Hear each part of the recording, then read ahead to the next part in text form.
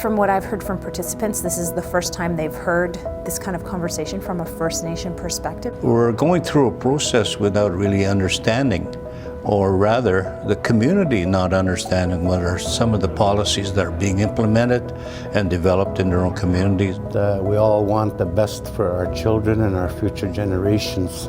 I think that's what our focus is here.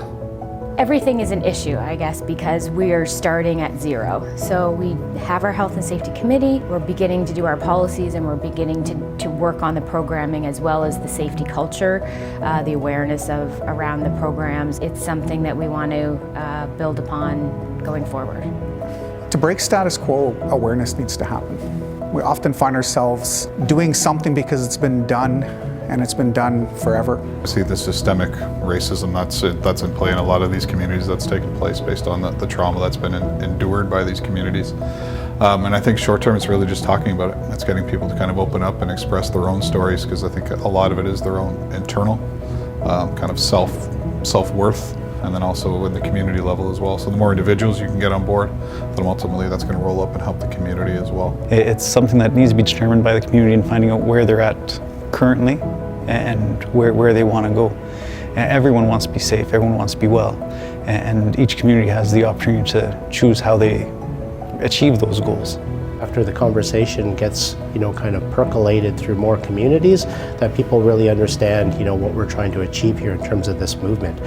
Getting these issues out into the open, openly talking about them, making sure that people understand that there's a better way of doing things, that we don't have to come down on one another. Celebrate people's differences, we have to celebrate their gifts and their strengths, and we have to succeed together.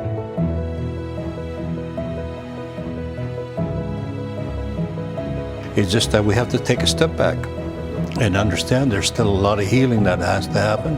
It'll never happen in my lifetime, but eventually I hope to see that our communities become healthy and strong. How do we move forward with all the trauma that we carry? I want to be that role model to teach my kids kindness and how to treat people, how to talk to people, and to have justice for them. No one was doing anything real, but now we are, and that just gives me so much hope for the future. Definitely no short fix. I think it's going to take a while for these type of topics to be established and for some sort of solutions to be found. But I think NOQIWIN's doing a great job of providing some of those tools and the right start of the conversation.